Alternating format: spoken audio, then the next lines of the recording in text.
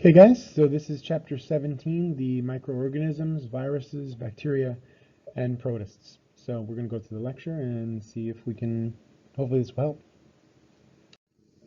So the viruses, these are actually not considered to be a living organism. So one of the things that we know about them is that they are non-cellular, that they are what we considered obligate intracellular parasites. Basically, that's a fancy term for they cannot live on their own. Okay, and so because of that, we tend to classify them as not alive. Occasionally, you'll hear me or someone else slip up and say viruses are living, but that's really not the case. In all ways, they are it is an obligation for them to survive with a host of some sort, so they don't have the ability to do that. But every virus tends to run into two parts with some variations, but you always have that outer capsid, which is the protein that's on the outside holding it together. And then you have the inner core, which usually has some sort of a DNA or RNA. Okay, so it's got some form of nucleic acid in there. And one thing we know is the viral genome tends to be very, very small, not big at all. And these viruses usually tend to have an attachment of a spike protein of some sort. That's how they recognize their host. So using that's how they're able to connect to whatever it is they're trying to infect. So here we have an example of the influenza virus. It is what we call a retrovirus. So on the inside of it, it's got the, well, first let's start with the outer side. So it's got those outer spikes, as we mentioned earlier. Those spikes are meant to be your receptors that actually identify their host. And so using these, they can connect to the, tissue or skin or cell type that they're looking for. And then what's different here is it's got RNA in the center. So that's why we call these retroviruses. So for virus reproduction or viral reproduction, there's really two ways that this can occur. The first tends to be the lytic cycle. That's the one down here. That's the one that basically ends up destroying the cell immediately. Or you can have what's called lysogenic cycles, which is where it hides its DNA or RNA for a while. And then eventually it will then kick into the lytic cycle later. So here we have a bacteriophage. These have been studied. Bacteriophages are little viruses that are so small they actually infect the small bacteria like E. coli. So they are very simple, like any other virus. They've got that protein capsid with DNA on the outside. And then they've got this injector portion right here where that actually shoots the DNA in and that starts the cycles. So what we've noticed is that the lytic cycle has shown to take over immediately. So a bacteria will die right away without having any chance of survival. And what happens is the virus ends up releasing, but there's always 5 main stages to be aware of here. Okay, so these 5 stages always happen pretty much in this order: the attachment, then penetration, then biosynthesis, maturation, and release. Now, the lysogenic cycle eventually follows those same 5 stages, but it happens later. So there's usually attachment and penetration at the beginning. And then what will occur is there'll be some sort of an integration portion where it stays within its host, and then eventually, after several reproductive cycles of the bacteria, then it will jump into biosynthesis, maturation, and release. So that's something that does happen to these viruses in a different way. And so here's kind of some images of that. So you see here that the bacterial cell wall starts off protecting it, but then there's a protein capsid with the nucleic acid, that's your virus, and that thing connects. And then from in there, the first thing it's going to do is penetrate the viral DNA of the host, or the viral DNA will penetrate the host. And once that occurs, you end up with the lytic cycle. That's this in the middle right here. So the lytic cycle starts off by injecting that DNA. Once it's penetrated, now we've got biosynthesis. Basically, the bacteria is stopped of any of its normal processes, and the proteins, the ribosomes, are taken over, and instead of these bacterial proteins making parts of bacteria, now they start making parts of viruses. And once that biosynthesis is over, you end up with maturation. Those viral components then start to get assembled and put together, and once that happens, finally, you end up with release of the new virus. Now, one thing we will talk about briefly later is that sometimes the viruses can mess up, and the DNA that ends up here can sometimes be some of this bacterial DNA. That's something that you're going to see later about how bacteria can actually reproduce. So some bacteria or some viruses will actually undergo the lysogenic cycle. They will integrate their bacteria, or their viral DNA, excuse me. And so that viral DNA will stay in, and unfortunately, when the bacteria makes copies of itself through fission, it will then make copies of that viral DNA as well, what we call the prophage. Okay, that's this right here.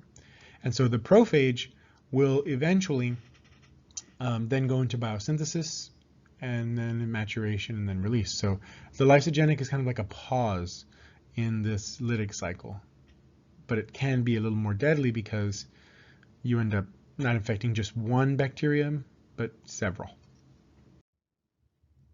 And so we've studied quite a bit of plant viruses. What we've known about plant viruses is that they end up moving through these little pods called plasmodesmata. Okay, and one that we've studied quite a bit is the tobacco mosaic virus.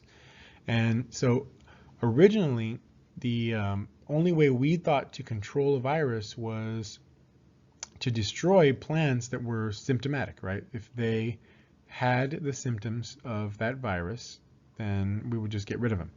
And then use some sort of a control vector. But what we found is that through bioengineering, we are able now to transfer a gene for disease resistance. So some plants have been a little bit more resistant to viruses than most. And so what we found is we started making transgenic organisms, right? So we made genes, or we put genes into these papaya plants that would then be resistant to certain viruses. And so with that, we've been able to create these transgenic organisms and improve our food crops. So there's the example, and that's the disease right here, this discoloration of the leaves. That tends to happen with your tobacco mosaic virus. And again, there it is. It's a protein capsid with an RNA molecule in this case. What we found too is in animal viruses, they end up having a very similar reproductive pattern as in bacteriophages. So the little tiny bacteria that kills, or the little tiny virus that kills bacteria, works pretty much the same way with us. But the difference is that they'll have an outer capsid. Okay, so that's the interesting part. These viruses will tend to have an extra layer of protein, but that capsid is literally made from the previous host cell that it infected. So it's kind of a cool thing, but that's what makes viruses so hard to defeat, is that they literally look like the host. And so that's a big issue. So herpes is one of these. It can cause cold sores, the STD genital herpes, and chickenpox. And just like bacteriophages, they can remain latent for a while. Latent means that they're going to wait. And so there's two situations where this occurs. So you can have chickenpox, but later in life, that will lead to shingles. Okay, shingles happens when you're older. So you guys likely have been vaccinated for chickenpox, so you don't have to worry about that. But if you have had chickenpox, when you get older, the virus can come back in a localized area, it can hurt your lungs, and then you can end up having issues with this. And that ends up with stress. So people who are very low health when they're older and their immune systems are not as strong, that's when the virus attacks again. And so I mentioned this a couple times already, but retroviruses start off with RNA, okay? So you end up with RNA. And then they go to DNA. And then they go again back to the RNA. The reason for this is we think that they have this, or we know now that they have this protein called reverse transcriptase, which is not something that normal animals and other species have, because we just have to go from this step on. Okay, but because viruses have to go from this step on, they end up needing this extra protein. And so that's actually one of the benefits of this. HIV is one of those diseases that is a retrovirus. It's been a benefit because we can now use that protein and stop it from happening. So most antiviral for HIV medicines today, they involve attacking reverse transcriptase and making sure that that is not going to do its job. And so that lowers the number of virus counts that an individual may have. And as it turns out, there was actually a case of a baby that was infected with HIV, and immediately after the baby was born, they were given retroviral DNA medicine, or retroviral RNA medicine, to stop reverse transcriptase from working, and that ended up working out. And they ended up curing the baby of any HIV. First time that had ever happened. And so here's how HIV reproduces. So as you can see, it's got that outer envelope with the spikes, and it's meant to look and lock into the receptors for a human cell. So once that cell finds that virus, here's where the attachment occurs. Once the attachment happens, you end up with fusion and entry. Okay, that fusion causes that outer protein, that outer envelope, to become part of the cell because that's originally what it was to start. Once that occurs, then the protein coat that it has around the main DNA starts to dissolve, and the reverse transcriptase is released, and that reverse transcriptase is then used for the proteins, and it's used to then make the single-stranded RNA, or DNA, excuse me. And then once that happens, you don't need the reverse transcriptase anymore, and now you can start making your double-stranded, insert it, and then finally make more of your virus. So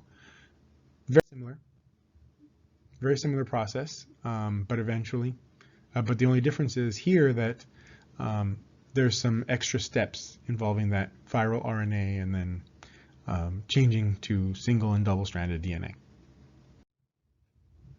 And then, of course, you release the virus, and there it goes. Now, what we have found today is that there are many emerging viruses. These are diseases that tend to be localized, and so now they used to be local, but now with world travel, they've been spreading out. So you've heard of many of these. HIV is not a very old virus. I mean, it's old by your standards, but it's only been around since about the 1950s or 60s. And then it became a pandemic in the 70s and 80s. West Nile is fairly new. SARS, the hantavirus, Ebola as well, right? We hear about Ebola several times a year these days, or several times in this past few years. So those Ebola outbreaks have occurred because of travel. It was originally localized to one little part of the world, but with travel and missionary work, they've now become global pandemics is the term for it. And so that's one way you can transport it to a different location. Another way is because some species will end up having a virus that ends up crossing species lines. For example, there is such a thing as a cold virus for pretty much every species, for horse, cat, dog, whatever the case.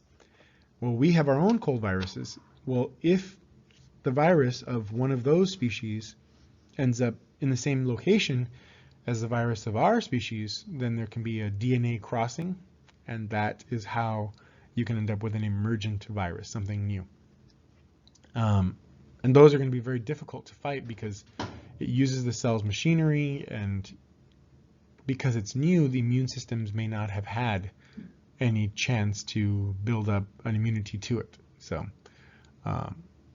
there's, unfortunately, viruses are very tough. One thing I do want to point out, though, is that antibiotics do not cure a viral infection. So if you have a flu or a cold, getting an antibiotic does not help. And doctors many years ago used to give antibiotics in case you had a secondary infection, but that's not the case as much anymore because they know that bacteria will then grow and multiply and they will do much better, and it really won't help your virus. So these are all the different ones.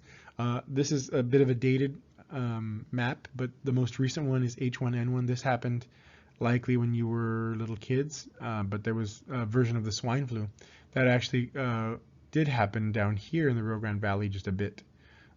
So that was something that was fairly recent. But all these diseases, if you look, they are all within the last 30, 40 years. And now we have new ones that I would even include Zika on here. But again, most of them have come because of their travel between individuals who are moving all over the world, or through new cross species. That would be like avian influenza over here, the bird flu. Okay. That would be one that just happened to cross over recently.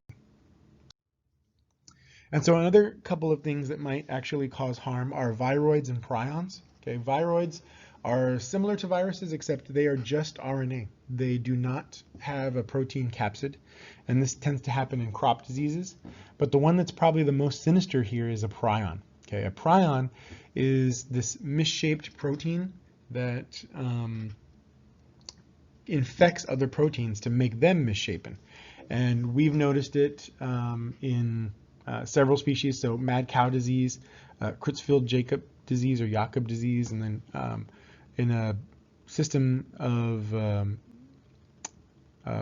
ritual eating called kuru. So we'll go over that in just a second. But in Papua New Guinea, there was this method of they would actually eat a family member after it was after they were passed away, and so there was this ritualized cannibalism. And unfortunately, if they had those proteins, then eating those proteins would then pass on the disease kuru, and that's how the disease came to be. And so now we move on to the prokaryotes. These are the ones that are the types of species that have no nucleus. They don't really have any compartments like an endoplasmic reticulum or a Golgi apparatus or organelles to speak of. But what they do have is they're able to metabolize pretty well. And so the two groups that we call here, or that we have here, are bacteria and archaea. So prokaryotes, we think, are the earliest forms of cells. We know of fossils about 3.5 billion years ago, but we can't know if there was any before that because we haven't found any. There might have been, but again, these are bacterial cells, so it's very difficult to find a fossil. It's not like finding a dinosaur bone. And so what we did know, or we can tell, is that life originated in a very different kind of earth than ours. We know that the temperature was very high. It had very little oxygen. And what we think happened was that there had to be some sort of a chemical reaction. We don't know if it was lightning or sunlight or meteorite or volcano or radioactive. And I would actually even say that one of the other more common examples is that life might have happened in a vent underground or underneath the ocean where there was a lot of sulfur. Okay, so that's what we think, that there was some sort of an organic input with some sort of an energy output, because that vent might have had sulfur and heat. So the first cells were like cell-like structures that had some sort of a outer membrane, and that basically these macromolecules, these proteins, lipids, carbs, nucleic acids, started to come together, and that's how it gave rise to cellular life. And then from there, we think the first worlds that everything lived in was what we call the RNA world. Okay, the RNA world hypothesis is that everything comes with RNA because it was a simple molecule. It was very easy to use, as single-stranded, and that at the beginning there was a lot of mistakes.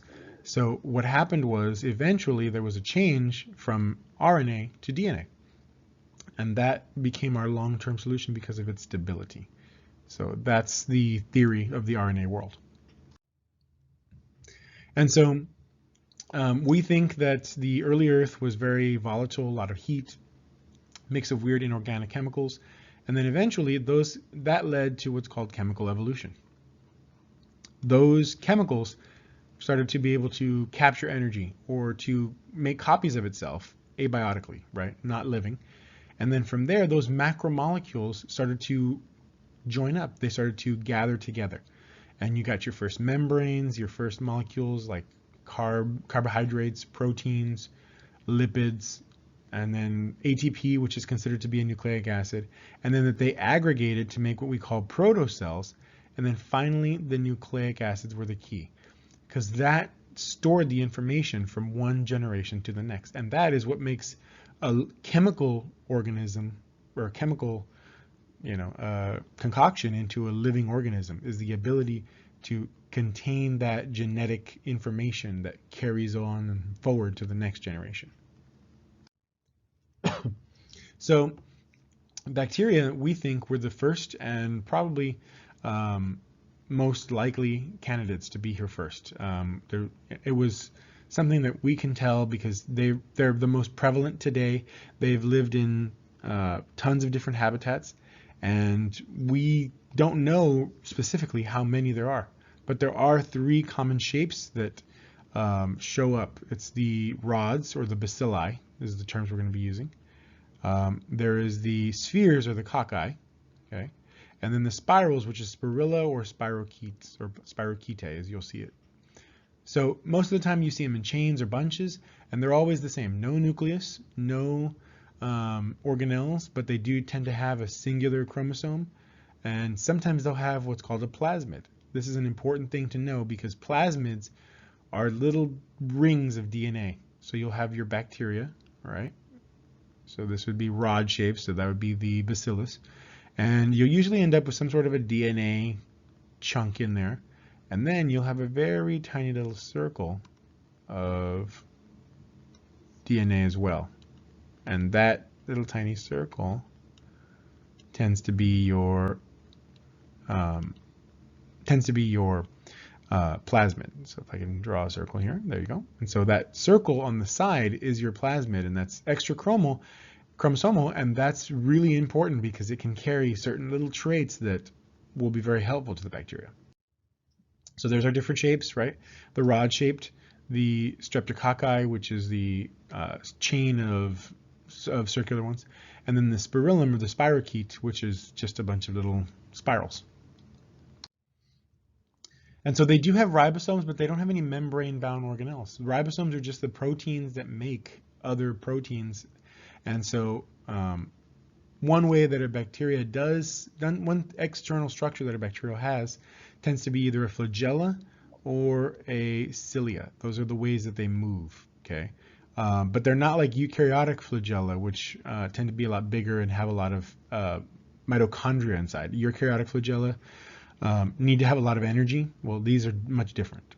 And so one thing that's also very unique about bacteria, which has been very helpful, is that it has peptidoglycan. I say it's been helpful because that's the stuff that for the cell prevents bursting or collapsing, but it's very plant-like. So that one plant-like structure has been helpful to us because when it comes to penicillin and other antibiotics, that's what that ends up breaking down. Those antibiotic medicines break down the peptidoglycan, which we do not have in our cells. We don't have cell walls as animals.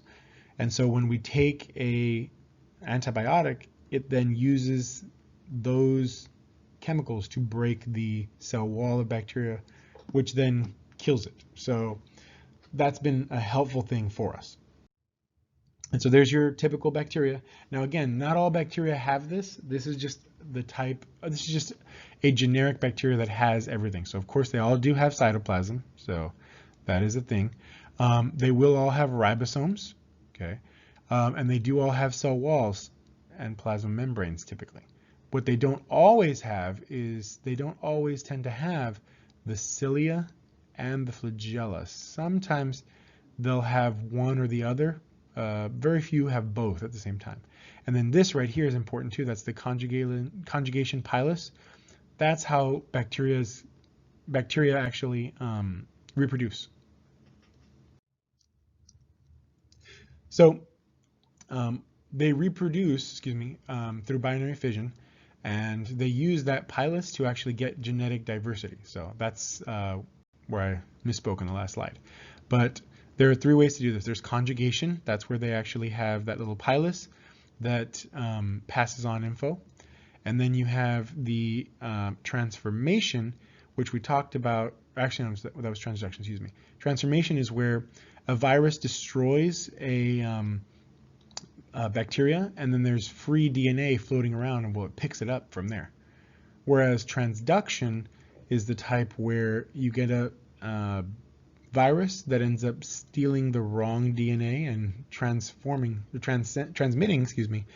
the bacterial DNA when it infects another individual. And so there's your typical binary fission. So here, notice there is no genetic diversity here. It's just a copy, which is what helps them because they're able to have so many copies, but it also hurts them because if there's no diversity, then you can end up with a very easy bacterial genocide, so to speak, when you have a penicillin or amoxicillin or other type of antibiotic. So one thing that bacteria are unique for is that they can create what's called an endospore.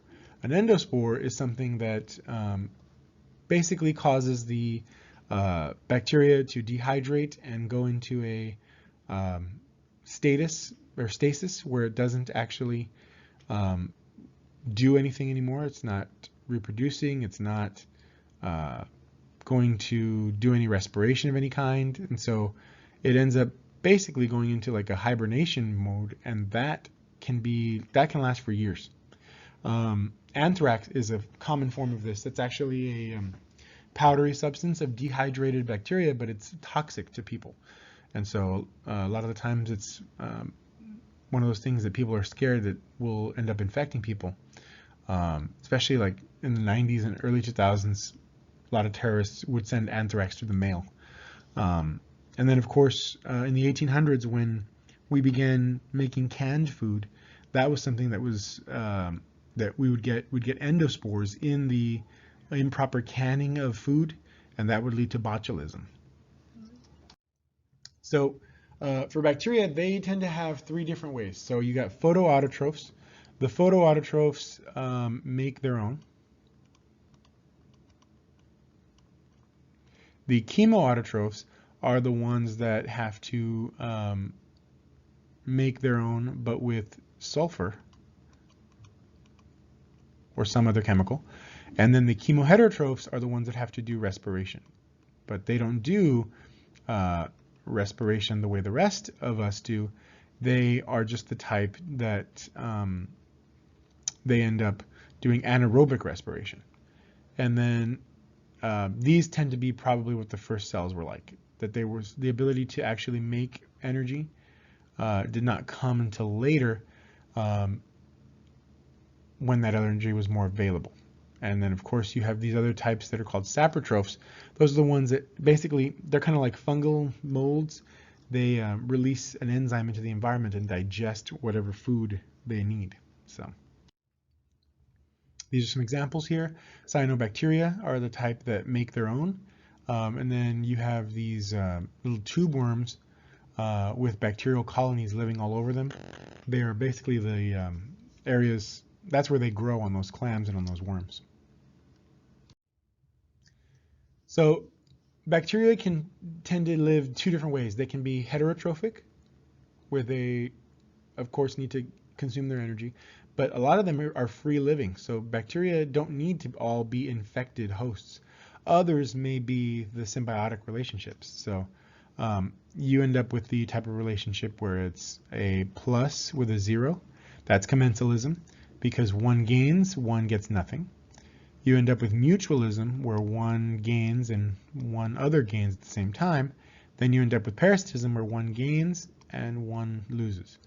That's the ones that we've been focusing on, the disease-causing bacteria. But that's not the only ones out there. We also have the mutualistic, like bacteria in our guts. And then we have commensalistic, which are, there's bacteria on your skin right now that really don't do anything to you, but they're just sitting there, living their, life as best they can. Now, in the environment, bacteria tend to be decomposers, so they help us by breaking down this dead organic matter, and it leads to more availability for other producers. If we didn't have decomposers, then we wouldn't be able to continue on. And one of the big things that they do is they take nitrogen, which is in the air as a gas. It's a very inert gas, which means we can't use it, and they fix it to making nitrogen that's usable. We actually do that on our own, not physically, but as culture, by making fertilizers and compost. And so the bacteria does that job for us, and it allows certain plants to grow much bigger. So this is a legume, a bean plant, and those root nodules, these big, bulky looking masses, they hold tons of that bacteria, and the bacteria then take the nitrogen from the atmosphere and make it usable for the plant. And the plant uses it to grow, and of course we now use it to grow bigger plants and be able to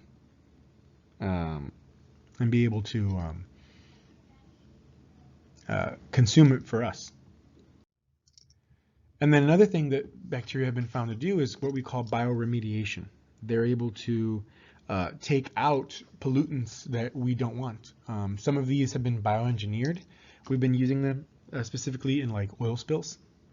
And so when there's an oil spill, one type of bacteria can go out there and break down the oil. We've actually been trying to genetically modify one of those to eat up plastic for our excess plastic problems. And so there's bioremediation in sewage treatment plants. So we use that to break down the feces and the waste that we send down into our sinks and toilets. And then there it is in oil spill cleanup. And so we, of course, have been using bacteria in food to ferment things, right? Pickled cucumbers, we curdle the milk into cheese, and it gives us a tangy flavor. So if you like tangy stuff or like yogurts, those are bacterial products. And then, of course, we discovered antibiotics in soil bacteria and in things like penicillin and stuff like that. And now we can engineer them, as I mentioned last semester, to grow whatever chemical we want. So now we're using them for insulin and for growing the proteins for vaccines and things like that. And of course, we have tons of different diseases that we are looking at because that's one of the things that we worry about as a human species, where we are with disease. So one thing we noticed is that there's all these different toxins that can be released when a bacteria dies. And others, the growth of the microbe itself is a big problem here. So like if you end up with a open wound and you end up with a soil bacteria, that open wound, it starts the bacteria there, but they create a toxin that circulates in our system that can actually lead to lockjaw. And it doesn't seem like a big deal. Well, so what? Your jaw locks up, but what happens is that a person can suffocate because that diaphragm, that muscle that's right below the lungs, that allows that space to expand so you can breathe, it doesn't relax anymore, and the person can suffocate, shortness of breath, and it can be very dangerous. And of course, we use our antibiotics to inhibit that cell wall. That's the big deal. So the other group we have of the big domains is not bacteria, but archaea. Archaea we think evolved us and eukaryotes later. But the basic structure is that the plasma membrane ended up having these lipids in here, but they can function in very weird environments. So they do not have cell walls, but they are able to function in high temperatures, salinities, things like that. So there's a couple of groups to look at. You have the methanogens. They can live where there's a ton of methane. So in swamps, these things are numerous, and they can live in animal intestines. You have halophiles, which can live in high salt areas. So, these guys are able to use that chloride from the sodium chloride, and they're able to use it to pump energy, and so they need it to survive. Then you have thermoacidophiles, which they survive best when they have very low pH and very high temperatures because of their structures and their lipids in their cell membranes. And then finally, we have the protists. These are the most diverse group. They tend to be what I like to call is the junk group, because there's everything in there. There's animal-like, plant-like. We have endosymbiotic ones that basically grew from these symbiotic associations. Okay, so we know that this happened from examples like mitochondria, okay, chloroplasts, and having that double membrane. So when we look at a mitochondria and a chloroplast, they have that double membrane. They've got DNA, and they have ribosomes that look like bacteria today. So here is the way that theory works. The idea was that there was some sort of a common ancestor that had a DNA and a plasma membrane, and that broke apart, and one of them became bacteria with the cell wall, others became archaea, and then the archaeans had that first endoplasmic reticulum and nucleus. So they had those first compartments. From there, one individual, we think, took in the minor bacteria that eventually became the mitochondria. And that mitochondria is what has provided us our energy. That's that powerhouse of the cell where I was talking about. Whereas another one had already gotten the mitochondria and also swallowed up a photosynthetic bacteria. And that one became the chloroplast that we know today, and those became the plants. So these cells, we think that's how cells got more complex and are able to use those as we have them today. And so from there, that's kind of the big map of it all. Now, as I mentioned, protists tend to be diverse in group. So they are not simple. We can't just say they're one thing, but they tend to be in several kingdoms. So it's all over the place. So we have the algae-like, we have the animal-like, and then we have the fungus-like, which are the molds. But the algae ones look a lot like plants and can even be plant-like in structure, but they're not technically plants. And they can also be aquatic or terrestrial. And then the protozoans, these tend to be the ones that are pathogens. These are the parasites. So when we're talking parasite wrecks and stuff that can infect, like tapeworms, those tend to be protozoans. Then we have slime molds, which look like fungus, but they ingest their food. And then you can also have water molds that are saprotrophic. They basically excrete a fluid that ends up digesting their surroundings. So it's kind of gross. And so these are our major groups: the plant, the animal, and the fungus-like. So in algae, we have Chlamydomonas. That's our model organism. It's basically this tiny little, almost bacterial-looking thing, but it's a very common ancestor that we find that can reproduce sexually or asexually. And we think that it is the basis for the different types of algae. We have red, green, brown, and golden brown algae. And those types, we think, originated from the Chlamydomonas. So this is the Chlamydomonas. It's got the chloroplasts, okay? It's got the thylakoid stacks, the vacuoles. It's got basically everything similar to a plant, but it's a motile thing. And so it's not really a plant. We can't say it is one, but it has very plant-like structures. And so these are all the different types. Many of these can be found like here at South Padre Island. but they are not really plants, they are algae. And so there's a volvox, these are the ones that are microscopic. You can have Ceratium, which is this armored dinoflagellate. These are the things that cause like red and brown tide. So again, these are not animals, they're not plants, they're protists. There's some more. Sargassum, which is, we see these floating at the island all the time. If you've seen those leaf-like things with the little balls of sacs, that's what that is. That's an algae. Then we have the protozoans, which tend to be the ones that are parasites. They can either, and what's great about them is they can reproduce by binary fission a lot of the time, but sometimes they are going to be male and female types. So it's very different in they're very varied in their methods. But things that usually happen is they're motile. So you've got the kinds that have cilia, like a paramecium. You've got the amoeboids that have what are called pseudopods. Basically, they just float around their cytoplasm and move it around. Then you have the flagellates. And then finally, you have the apicomplexans. They don't move. Those are the ones like malaria. So there's the paramecium. It's got that oral groove. And again, very noticeable are the cilia on the outsides. And here we have some amoebas on the sides there, amoeboids. Okay, the sporozoans. And then you have the flagellates right there. So these are the ones that have the whip-like tails, but they're different from the bacterial flagellum. There's trypanosomes, which cause African sleeping sickness. They're a flagellate as well, a zooflagellate.